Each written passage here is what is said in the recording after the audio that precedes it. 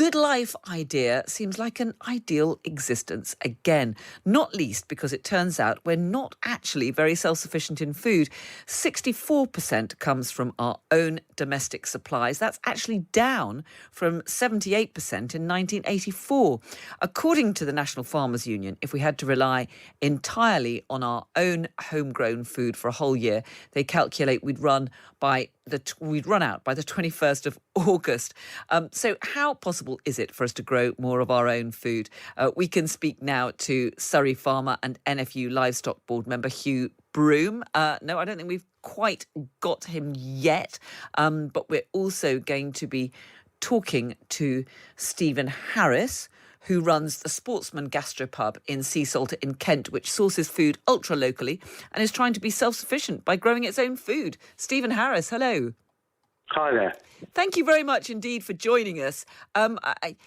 Did you ever watch The Good Life? Were you inspired by Tom in The Good Life? Yeah, well, I do remember it very fondly. Yes, it was. I loved that programme, and it was in the air a bit back then as well. There was a bit of a kind of, you had things like places like Cranks, and there was that kind of slightly kind of middle class, people who were fed up with the rat race. Reggie Perrin was another one. So it's been in the air for a while.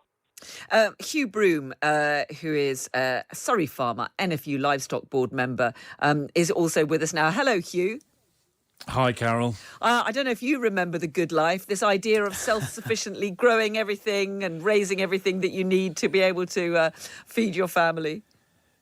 As a child, I remember watching it, yes. I don't remember it when it first went out, but I remember watching the repeats in the 80s. But yeah, it's good and it's lovely.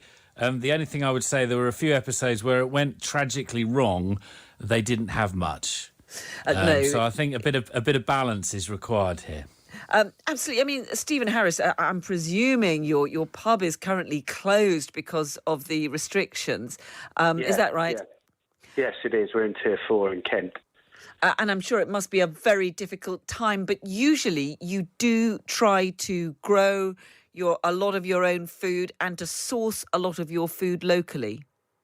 Yeah, I mean, this is going back quite a long time. When we opened in the early 2000s, I was kind of looking for, an angle on what we do to try and make us stand out from other people. And we decided to do a tasting menu just based on ingredients surrounding us, which is quite a common idea now. But back then it was quite radical. And we even went as far, and we still do, as making our own salts from the sea, because we're in a village called Sea Salter by the sea in Kent.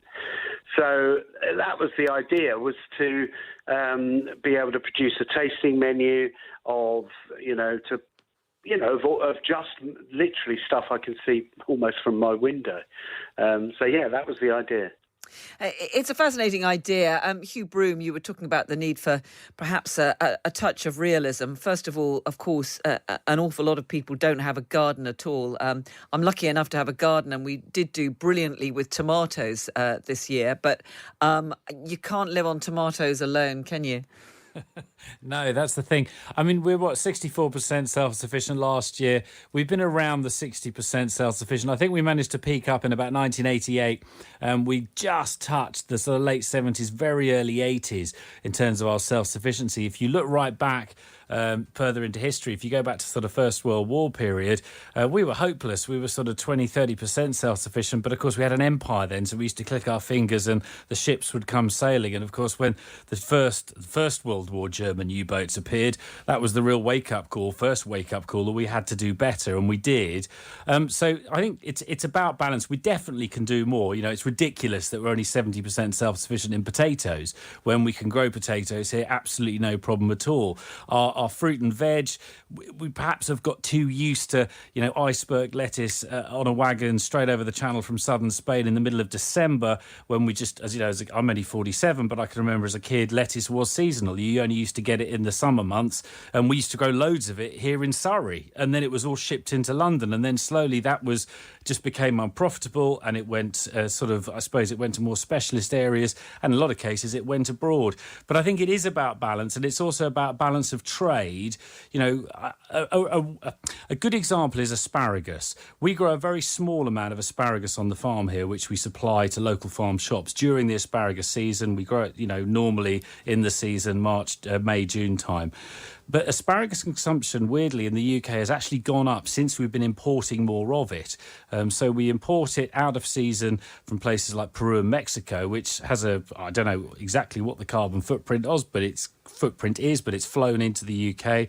It's packed down the same lines that would pack the asparagus when we're producing it here in the UK. As a result of that, consumption is consistent, and actually it's gone up year on year because people don't suddenly have to get used to the asparagus season starting. Then they suddenly wake up to it, and then before they're into it, it's the middle of June and it's stopped again. So it is about balance, and also it's about balance for our trade. If you look at things like beef, we import 70-odd% self-sufficient in beef. A lot comes in from Ireland. We also export a lot of beef as well.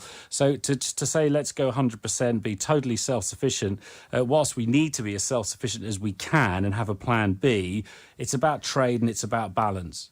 It's interesting. Is it also, do you think, Stephen, about sort of educating people or perhaps encouraging people to think back to the days when we did eat seasonal food? I mean, Hugh Broom was talking there about asparagus.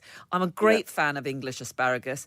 I never buy the stuff that's flown around the world, and apart from anything else, it's just not a patch on the locally grown stuff, is it?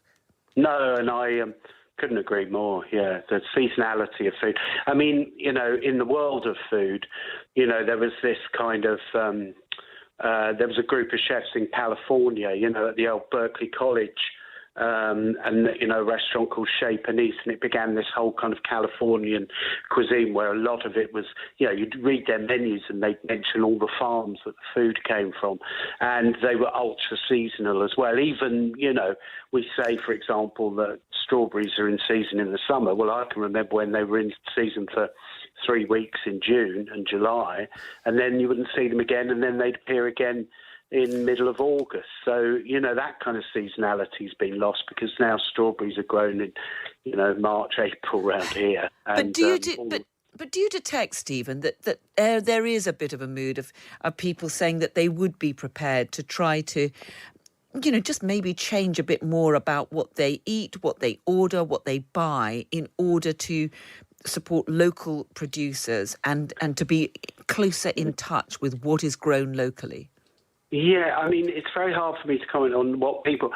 I think this has been in the air for quite a long time. I mean, when I was doing this ultra-local tasting menu, or that first began the idea, most of the restaurants around here were doing local food, but I don't know... You see, we can't control the markets, can we? If the only broccoli on the store is grown in Spain, the shop decides to buy that, and it operates within a market. So I don't know how practical. I mean, farmers' markets have grown. I mean, I don't know what the figures are. I mean, at all. But it seemed from where I am sitting, but it's just my view on. A small area in Kent. It's seasonal local food has been a big thing for quite a while now. Maybe it's just a kind of niche middle class thing, but maybe that's growing.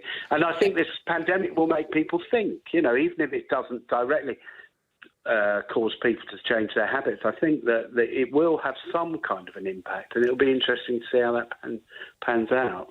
Hugh Broom, do you think? Would it be a good idea if the government did a bit more to encourage people to eat locally, to look at local produce, and perhaps if we focused more on the sorts of produce that we do grow and produce at home instead of importing so much of it? But I mean, I guess that comes from does this come from the government, or should the supermarkets perhaps be trying to drive this? I think it's a lot of it's just down to practical. It's economics, of course, and margin driven, perhaps from a retailer perspective to a degree, but it's also down to practicalities and what's possible to produce at the right price for people to afford to buy. And whilst there's definitely a big interest, and there has been a resurgence in interest over the last decade in local produce, and that's great, that's wonderful.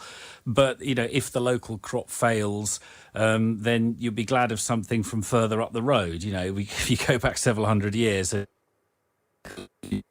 failed locally, your crop, whatever you were growing, or your crops, you'd go hungry. Whereas now, of course, we can just move a lorry or whatever. It would help also from government, perhaps, if there was more clear direction in terms of what the food policy was. I mean, Gordon Brown's